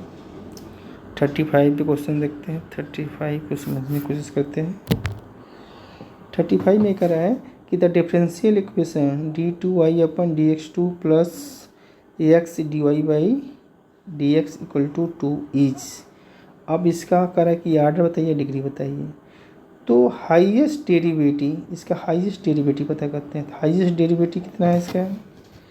हाईएस्ट डेरिवेटिव पता करेंगे तो हाईएस्ट डेरिवेटिव क्या हो? D two Y upon D X to.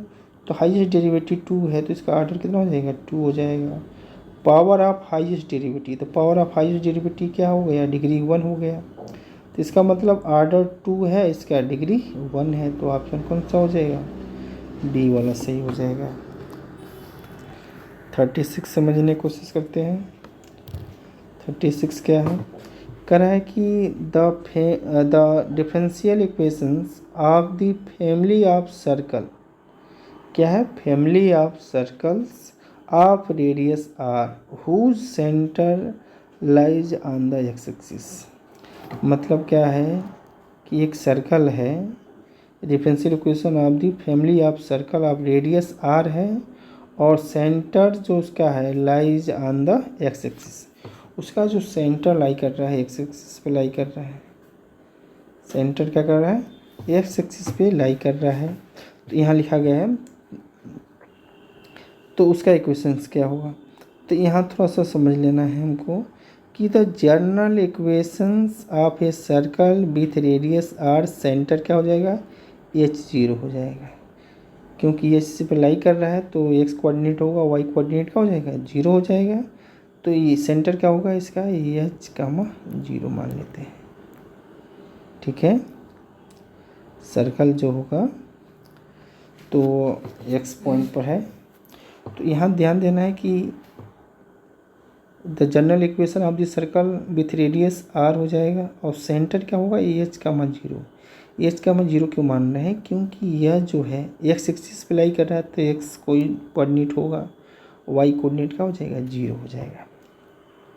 अब रेडियस कितना दिया गया है? r दिया गया है। अब सेंटर ये हो गया, रेडियस ये हो गया। अब इससे हम क्या बनाएंगे? इक्वेशन बना सकते हैं। हाँ देख सकते हैं, एक्स माइनस एच का होल स्क्वायर, वाई माइनस 0 का होल स्क्वायर, मतलब वाई का स्क्वायर इक्वल टू आर का स्क्वायर।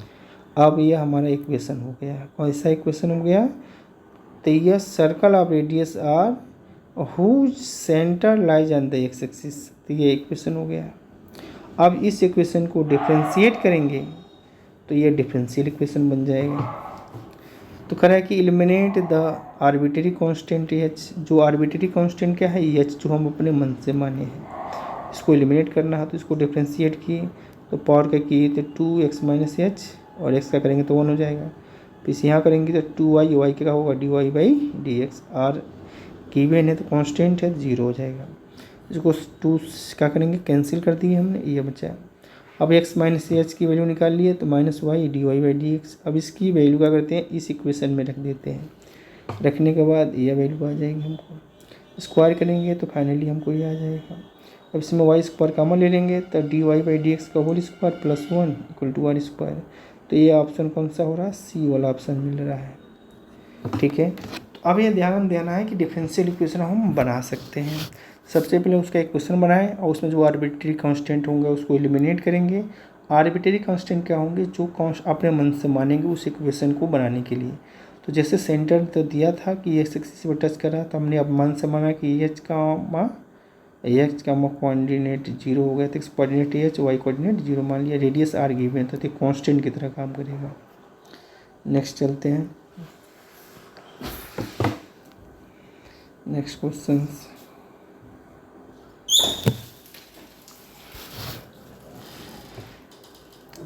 करा कि X D Y minus Y D X upon X square plus Y square है।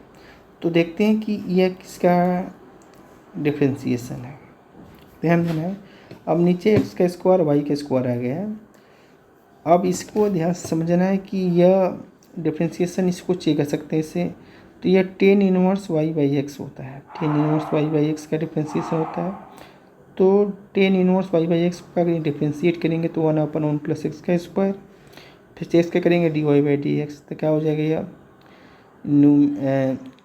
हर गुणे अंश माइनस अंश में हर का करते हैं ना, तो यह होगा denominator in differentiation of numerator minus numerator in differentiation of denominator upon denominator का होल स्क्वायर हो जाएगा, एक्स का स्क्वायर हो जाएगा।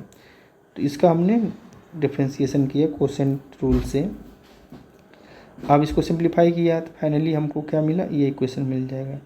तो जब हमने इसको डेरिवेटिव किया तो ये इक्वेशन मिल जाएगा, जब इसका इंटीग्रेशन करेंगे तो ये हमको आ जाएगा। तो इसका ऑप्शन कौन सा हो जाएगा, डी वाला हो जाएगा। नेक्स्ट चलते हैं। कह रहा है कि the orthogonal trajectory of a family of curve represented by the Cartesian differential equations. अब ध्यान देना है कि orthogonal trajectory of a family of curves represented by the Cartesian differential equations F x y p equal to 0 given by. अब ध्यान देना, orthogonal trajectory बनाना है किसका, family of curves represented by Cartesian differential equation. ये Cartesian differential equation है, इसका orthogonal family क्या बनाते हैं। ऑर्थोगोनल फैमिली बनाने के लिए जो फंक्शन हमारा x y p equal to 0 है, यहाँ पी का मतलब d Y by D x होता है, और रिप्लेस कर देते हैं d Y by D x जगह क्या, इसका नेगेटिव और रेसिप्रोकल। नेगेटिव रेसिप्रोकल क्या हो जाएगा, पी के जगह हम रिप्लेस कर देंगे -1 बाई पी, तो ये ऑर्थोगोनल ट्रेजेक्ट्री हो जाएगा। तो ये वाला ऑप्शन क्या हो जाएगा, अगर मान लो ये फैमिली ऑफ हमारा कर्व है तो इसका ऑर्थोगोनल ट्रेजेक्ट्री क्या होगा, पी की जगह -1 बाई पी रिप्लेस कर देंगे, यानी पी का मतलब d Y by D x होता है, तो इसका मतलब minus d x upon d y replace कर देंगे किसमें, ऑर्थोगोनल ट्रेजेक्ट्री की जब बात करेंगे किसमें, कार्टेशियन कोऑर्डिनेट सिस्टम में। तो ये वाला ऑप्शन सही हो जाएगा। इस इक्वेशन में हमने क्या किया, पी की जगह -1 बाई पी कर दिया, तो ये इसका ये क्या होगा, ऑर्थोगोनल ट्रेजेक्ट्री हो गया।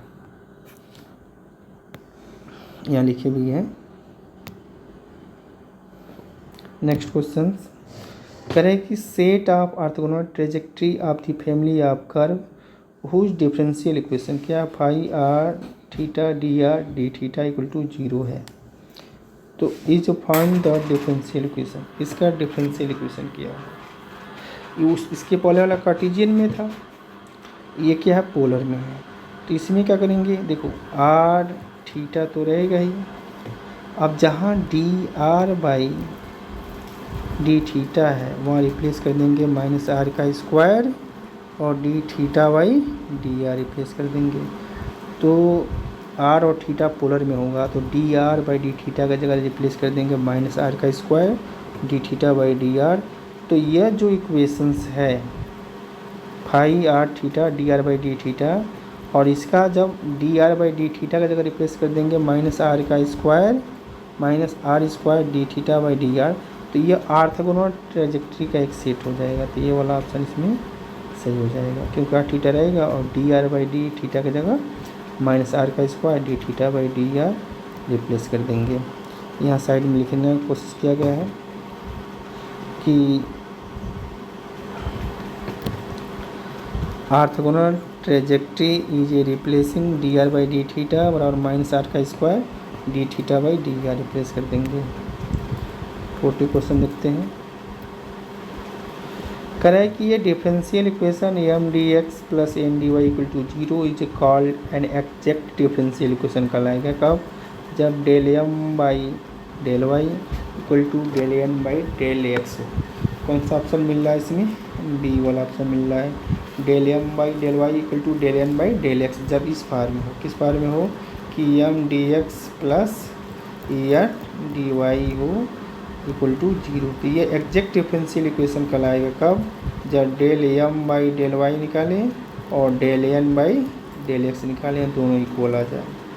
तो ये क्या कहलाएगा, हमारा एग्जैक्ट डिफरेंशियल इक्वेशन कहलाएगा। नेक्स्ट चलते हैं। अब इसमें ये कह रहा है क्वेश्चन कि an equations of the form y equal to p x plus function of p दिया गया है। तो ये किसका फार्म है?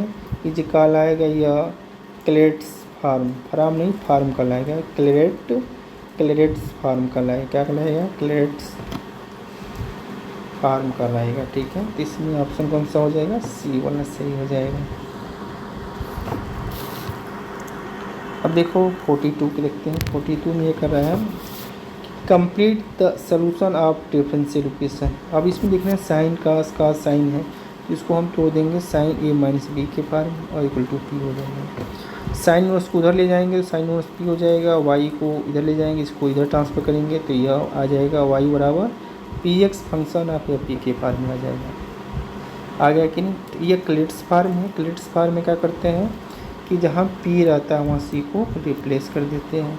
तो यह सोल्यूशन कौन सा हो जाएगा? सी वाला सोल्यूशन हमारा क्लियर हो जाएगा। अब इस टाइप का क्वेश्चन आता है साइन कॉस साइन, तो उसको हम ए माइनस बी के फार्म में, चाहे ए प्लस बी के फार्म में जैसा पॉसिबल हो, ए माइनस बी के फार्म में अधिकांश पॉसिबल होगा, क्योंकि जब इसको हम इधर ला दिए हैं ना माइनस हो गया है, यहाँ बताया गया है। ठीक है, नेक्स्ट करते हैं 43 देखते हैं।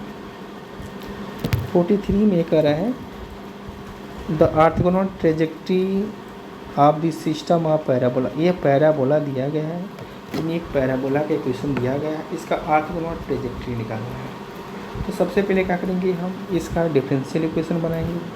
तो D Y by D x करेंगे और एक्स आर्बिट्रेरी कांस्टेंट है 2x, और ये को एलिमिनेट करेंगे इक्वेशन इससे और गिवन गए इक्वेशन से। तो ये इक्वेशन हमारा बन जाएगा, ये डिफरेंशियल इक्वेशन बन गया किसका? इस पैराबोला का। अब इस डिफरेंशियल इक्वेशन का ऑर्थोगोनल ट्रेजेक्ट्री निकालना है। ठीक है, तो कह रहा है कि यहाँ पे orthogonal trajectory is replace by d Y by D x with minus d x by d y. D Y by D x क्या करेंगे? Minus d x upon d y. तो हमने क्या किया? D Y by D x की जगह minus d x by d y replace किया। Replace करने के बाद इसका रेसिप्रोकल ले लिया हमने, तो रेसिप्रोकल तो हमारा ये हो गया। देखो माइनस इधर ले गया, फिर उल्टा कर दिया, इसका रेसिप्रोकल कर दिया, नीचे का ऊपर, ऊपर का नीचे कर दिया। अब इसको हमने सॉल्व कर लिया। जब सॉल्व किया तो ध्यान देना यह कि यह इक्वेशन हमारा कितना आ रहा था, सॉल्व करने के बाद देखो यह 2y d Y minus x d x रहेगा। तो वाई स्क्वायर बाई 2 से 2 कैंसिल हो जाएगा, minus X square by 2 plus C आ जाएगा। अब इसको लाएंगे तो प्लस हो जाएगा, 2 से मल्टीप्लाई कर देंगे तो फाइनली ये हमारा आंसर आ जाएगा। तो इसमें से कौन सा ऑप्शन मिल रहा है? ये वाला ऑप्शन हमको मिल रहा है, एक्स का square plus 2y square, x का स्क्वायर प्लस 2y स्क्वायर और 2c को c स्क्वायर लिख सकते हैं। हम सिर्फ एक्स वाई को कंपेयर करते हैं, आर्बिट्रेरी कांस्टेंट को उसके हिसाब से हम बना सकते हैं, मान सकते हैं। ठीक है, अब ये पेज थोड़ा क्लियर नहीं है, इसको नेक्स्ट पेज में हम ऐड कर दिए हैं। नेक्स्ट पेज देखते हैं इसका आगे पेज में।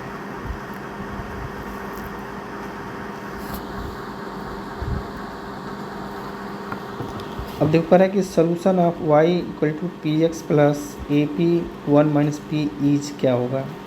तो जानते हैं क्लेरेट्स फार्म जो इक्वेशन होता है y equal to p x plus function of p होता है, इसका जो जनरल सोल्यूशन होता है वहाँ p की जगह c को रिप्लेस कर देते हैं। तो y बराबर क्या करते हैं, p की जगह c रिप्लेस कर देंगे, तो ये हो जाएगा y बराबर सी एक्स प्लस ए सी 1 माइनस सी हो जाएगा।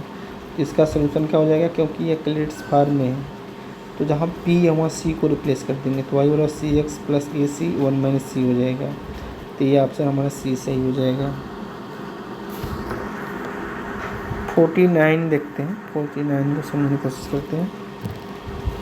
अब कह रहा है कि the solution of y square minus 2pxy plus P square x square minus 1 equal to m square is. अब इसका सोल्यूशन क्या होगा,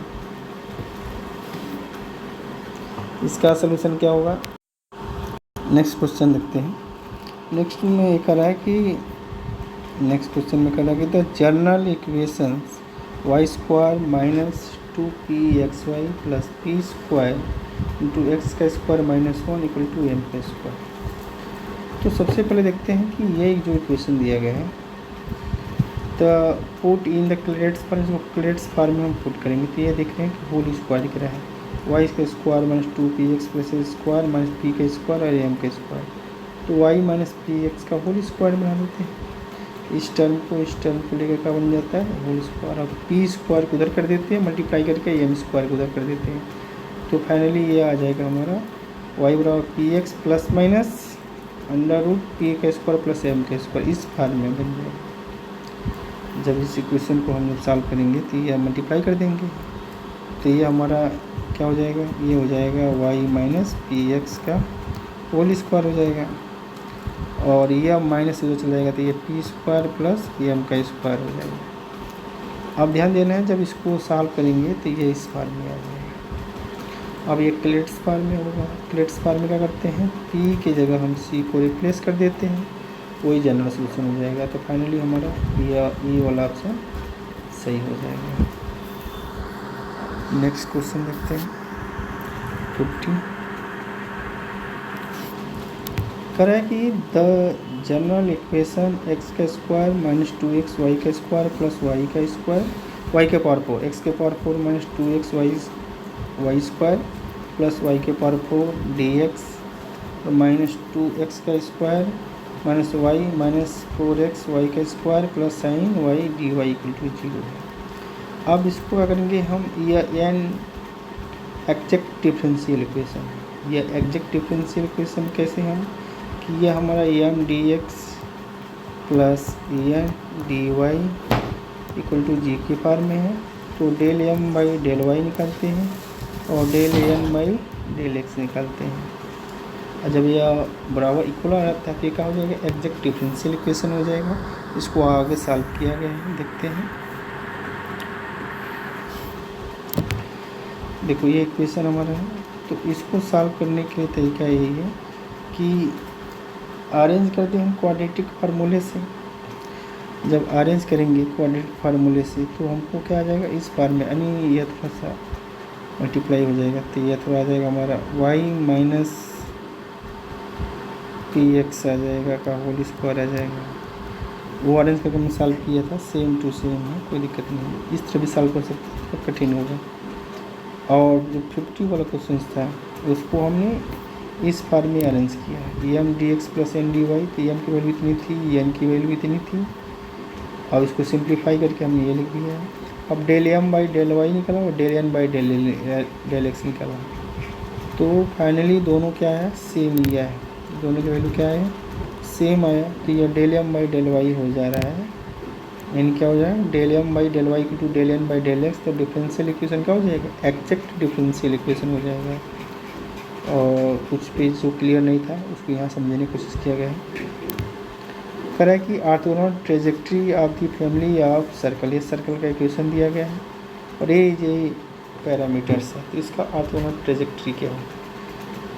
तो जब ऑर्थोगोनल ट्रेजेक्ट्री निकालना होगा सबसे पहले क्या करेंगे हम, इस इक्वेशन को सॉल्व करेंगे, इसको क्या करेंगे हम सॉल्व करेंगे, इसको डिफरेंशियल इक्वेशन का फॉर्म में चेंज करेंगे, इसको डिफरेंशिएट करेंगे, एक्स स्क्वायर का 2x वाई का 2y या d Y by D x, और ये आर्बिट्रेरी कांस्टेंट है 0, 2 से 2 एलिमिनेट कर देंगे, या इस फॉर्म में आ जाएगा डिफरेंशियल इक्वेशन। और ये डिफरेंशियल इक्वेशन का होगा, ऑर्थोगोनल ट्रेजेक्ट्री होगा, तो D Y by D x की जगह -1 upon d Y by D x replace करेंगे, यानी minus d x upon d y. जब ये रिप्लेस कर दिए, अब ये रिप्लेस करने के बाद क्या करेंगे हम, इसको सॉल्व कर सकते हैं, तो इसको जब सॉल्व करेंगे तो ये हमारा इक्वेशन मिल जाएगा।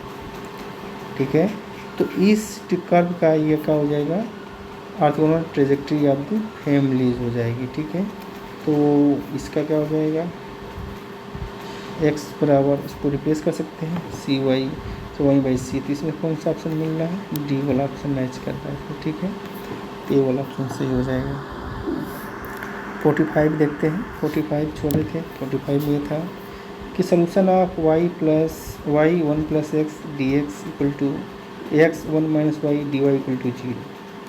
अब इसको हम ये करते हैं, वेरिएबल सेपरेबल फॉर्म अप्लाई करते हैं, तो x की तरह x की फंक्शन और डी वाई की तरह y के फंक्शन की। अब उसको सेपरेट किए, सेपरेट करने के बाद इसको इंटीग्रेट कर दिए। जब इंटीग्रेट कर दिए तो ये हमारी वैल्यू कितना है, तो वैल्यू का लास्ट में हमारा देखो log y माइनस वाई हो जाएगा, और log minus x log x minus x हो जाएगा, प्लस सी हो जाएगा। log को इधर लाएंगे प्लस हो जाएगा, y को इधर ले जाएंगे तो y माइनस सी हो जाएगा, log y plus x y हो जाएगा, एक्स वाई हो जाएगा और y minus c. Then finally log हटाएंगे तो यह एक्सपोनेंशियल के फॉर्म में हो जाएगा। तो फाइनली हमको यह मैच करना है, ऑप्शन बी हमारा हो जाएगा। जैसे यहाँ किया गया यह फाइनली हमको मिल जाएगा, क्योंकि लाग प्लस में है तो प्रोडक्ट में हो जाएगा, लाग हटाएंगे तो ये एक्सपोनेंशियल के फॉर्म में हो जाएगा। यानी ऑप्शन कौन सा मिल रहा है हमारा, बी सही हो जाएगा। 46 देखते हैं। Solution of x D Y minus Y D x plus 2x cube d x equal to 0। तो इसको क्या करते हैं, हम सॉल्व करते हैं x D Y minus Y D x, और फिर से क्या है एक्स 2x। तो यह ध्यान देना है। अब ये जो हमारा डिफरेंशियल इक्वेशन लिख रहा है उसको बना दें d Y by D x minus 1/x y और माइनस 2x स्क्वायर बना देते हैं। ये हमारा लीनियर फॉर्म में है। तो इंटीग्रेटिंग फैक्टर निकालेंगे, ई के पावर माइनस 1/x हो जाएगा, और इंटीग्रेशन ई के power integration minus 1/x D x, इसका करेंगे तो क्या होगा माइनस लाग एक्स, फाइनल क्या आएगा 1/x आएगा इंटीग्रेटिंग फैक्टर। सोल्यूशन होता है Y into integrating factor equal to Q into integrating factor D x plus C होता है। तो इंटीग्रेटिंग फैक्टर हम रिप्लेस कर देंगे तो ये हमारा आएगा, सॉल्व कर देंगे फाइनली तो ये हमारा ये आ जाएगा। कौन सा ऑप्शन, डी वाला ऑप्शन सही हो जाएगा। 47 देखते हैं। 47 कौन सा सही होगा, solution of x D Y minus Y D x equal to a x का स्क्वायर वाई का स्क्वायर डी वाई है। अब ध्यान देना यह है कि ये जो डिफरेंशियल इक्वेशन है इसको डिवाइड कर देते हैं। जब डिवाइड करेंगे तो X D Y minus Y D x upon X का स्क्वायर वाई का square A D Y by D X हो जाएगा। तो ये जो है किसका डिफ्रेंसीसन है, ये जो डिफ्रेंसीसन टेन इनवर्स का है। तो tan inverse y by x, और यहाँ क्या हो जाएगा ए वाई प्लस, ये ऑप्शन बी वाला सही हो जाएगा। जो पेज क्लियर नहीं था, करें कि द मॉडल मैट्रिक्स पी, तो modal matrix P of a matrix E. तो मैट्रिक्स ई दिया गया 4 स्क्वायर ब्रैकेट में 2/2 का मैट्रिक्स है, और 4 2 1 3 दिया गया। अब करें कि इसका मॉडल मैट्रिक्स पी बताना है। ठीक है, मॉडल मैट्रिक्स पी मतलब वो मैट्रिक्स बनाना है कि पी मैट्रिक्स जो वेक्टर आएंगे x1 वेक्टर और x2 वेक्टर निकालना है। ध्यान देना है, यानी आइगन वेक्टर निकालने के लिए कर रहा है। क्या कर रहा है, आइगन वेक्टर्स। तो सबसे पहले क्या करेंगे हम इस मैट्रिक्स का, एक मिनट, सबसे पहले क्या करेंगे हम इस मैट्रिक्स का आइगन वैल्यू निकालेंगे। ए माइनस लेमडा आई का डिटरमिनेंट इक्वल टू 0 सॉल्व करेंगे। इसको सॉल्व करने के बाद लेमडा की जो वैल्यू आएगी ये आ जाएगी। अब लेमडा की वैल्यू निकालेंगे तो फिर लेमडा की वैल्यू क्या करेंगे, हम रखेंगे इक्वेशन में, वेक्टर निकालेंगे। तो 2 रख दिए, लेमडा की वैल्यू वेक्टर निकालें। तो सॉल्व किए तो हमारा क्या मिला, सॉल्व करने के बाद फाइनली हमको x1 की वैल्यू, तो देखो जब सॉल्व किए इसको हमने 2 रखे लेमडा की वैल्यू, यानी जो सलूशन होती है हमारा, तो सॉल्व किए तो लेमडा की वैल्यू यह यहाँ रख दिए। अब ये होमोजीनियस इक्वेशन बना, सॉल्व किए लेट माने, सॉल्व किए तो क्या आएगा, आइगन वेक्टर की वैल्यू हमको ये आएगा। उसी तरह लेमडा के पावर 5 रखेंगे, वेक्टर x2 निकालेंगे, सॉल्व कर लेंगे। इसको सॉल्व करने के बाद x1 बराबर 1 तो y बराबर में क्या, तो लेमडा की वैल्यू या x2 है। तो जो हमारा मॉडल मैट्रिक्स P होगा, जो मॉडल मैट्रिक्स P होगा तो आइगन वेक्टर v1 और v2 मान सकते हैं, इसी के सम होगा। तो v1 हमने 1 - 2, तो 1 - 2 किसमें दिख रहा है, ये दिख रहा है, और ये भी दिख रहा है, और फिर से दूसरा x2 1 1 1 1 ये दिख रहा है। तो ये वाला ऑप्शन सही हो जाएगा, ये वाला ऑप्शन सही हो जाएगा।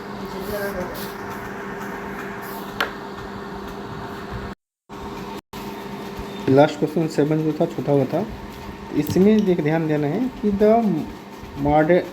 Model matrix P of a matrix C. इसका मतलब हुआ कि इस मैट्रिक्स का आइगन वेक्टर निकालना है।